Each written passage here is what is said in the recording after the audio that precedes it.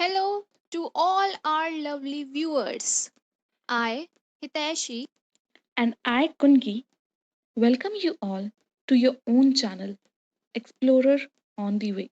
So let's get deep into our minds to pull out the best in us. With that said, without any further delay, let's see what we are up to today. आज हम करेंगे NCERT की exercise 1.1। पर उससे पहले मैं आप लोगों को कुछ और बताना चाहूंगी। हमने लास्ट वीडियो में करा था कि हमें दो रैशनल नंबर्स दिए गए थे और उसके बीच में हमें रैशनल नंबर्स निकालने थे।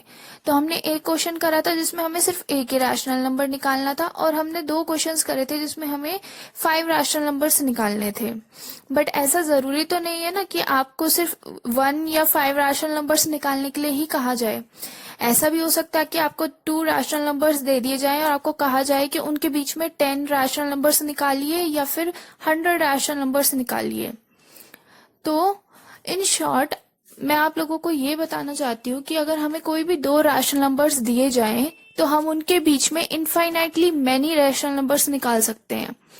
मतलब if we are given any two rational numbers, there exist infinitely many rational numbers between the two given rational numbers.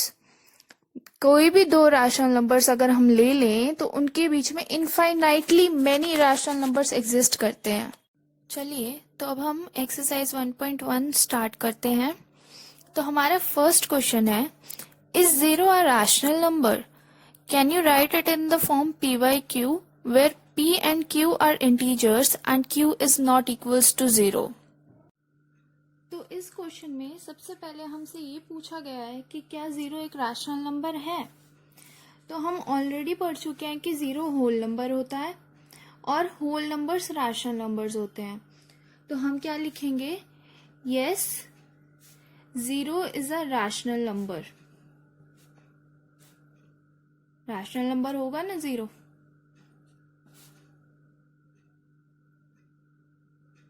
उसके बाद हमसे पूछा गया है, can you right it in the form p by q where p and q are integers and q is not equals to 0?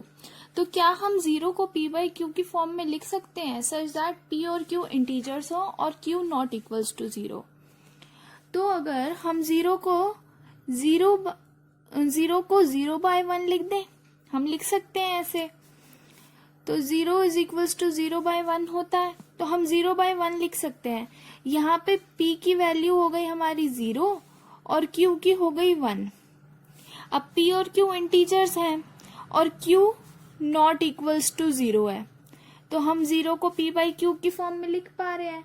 तो उसका answer भी होगा कि yes we can write 0 in the form p by q as 0/1। Okay.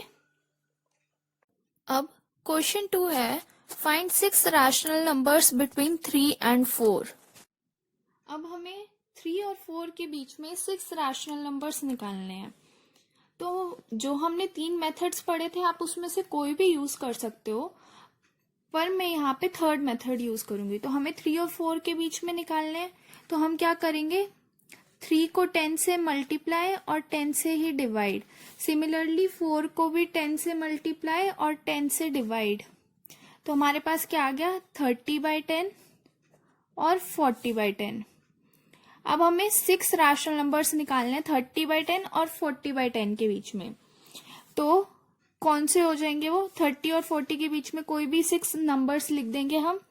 मैं यहाँ पे लिख रही हूँ 31, 32, 33, 34, 35 और 36। अब यहाँ पे डिनोमिनेटर 10 है तो सबके डिनोमिनेटर में 10 लिख देंगे। तो हमें 3 और 4 के बीच में 6 रैशनल नंबर्स मिल गए 31/10। अब देखो यहाँ पे फिर से कुछ रैशनल नंबर सिंपलेस्ट फॉर्म में नहीं है तो वो हमें करने पड़ेंगे। तो 31/10, 16/5, 33/10, 17/5, 35/10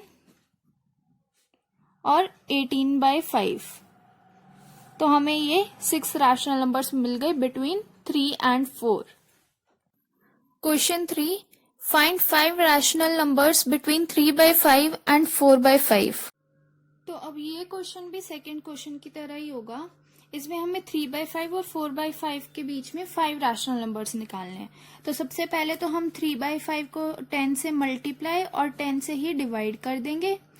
सिमिलरली 4/5 को भी 10 से मल्टीप्लाई और 10 से डिवाइड. तो हमें मिल गया 30/50 एंड 40/50. तो अब हमें 30/50 और 40/50 के बीच में 5 रैशनल नंबर्स निकालने हैं. तो वो क्या क्या हो जाएंगे? 31/50, 32/50, 33/50, 34/50 एंड 35/50. अब नेक्स्ट स्टेप में हम सिंपलेस्ट फॉर्म में लिख सकते हैं उन रैशनल नंबर्स को जो सिंपलेस्ट फॉर्म में नहीं है. बट अगर हम नहीं लिखे, यहाँ पे छोड़ दे तो भी गलत नहीं होगा वो, बट हम लिख लेते हैं. 31/50, 16/25, 33/50, 17/25 एंड 35/50 का हो जाएगा 7/10. Question number 4. State whether the following statements are true or false. Give reasons for your answers. First part है every natural number is a whole number. ये हम ऑलरेडी पढ़ चुके हैं कि सारे नेचुरल नंबर्स होल नंबर्स होते हैं, तो ये हो जाएगा ट्रू. और रीजन में हम लिख सकते हैं if we take 2 then it is natural number as well as a whole number. मतलब रीजन में हम सिर्फ कोई भी एक एग्जाम्पल दे रहे हैं. Second part every integer is a whole number. ऐसा तो नहीं होता, क्योंकि अगर हम नेगेटिव इंटीजर ले लें, सपोज हमने लिया -5, तो वो होल नंबर तो नहीं होगा. पॉजिटिव इंटीजर्स होल नंबर होते हैं, 0 भी होल नंबर है, बट नेगेटिव इंटीजर्स तो होल नंबर्स नहीं है ना. तो हम लिख देंगे false because if we take -5 then it is an integer but it is not a whole number. यहाँ पे आप कोई भी नेगेटिव इंटीजर दे सकते हैं एग्जाम्पल में.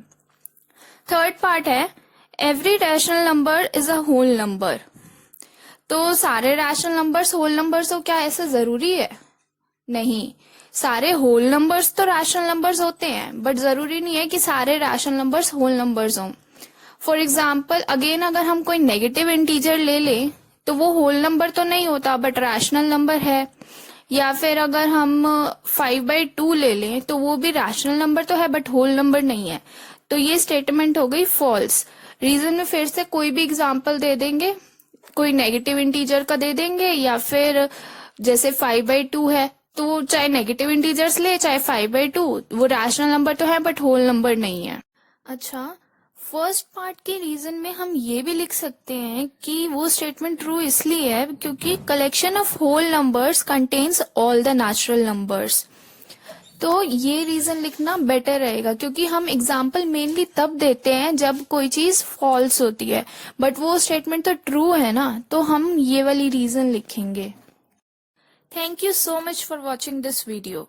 अगर आपको हमारी ये वीडियो पसंद आई हो तो प्लीज लाइक करें, शेयर करें और हमारे चैनल को भी सब्सक्राइब करना ना भूलें, ताकि हम ऐसे ही आपके लिए नई नई वीडियोस लाते रहें. एंड प्लीज कमेंट्स में हमें अपना फीडबैक जरूर दें. सी यू नेक्स्ट टाइम.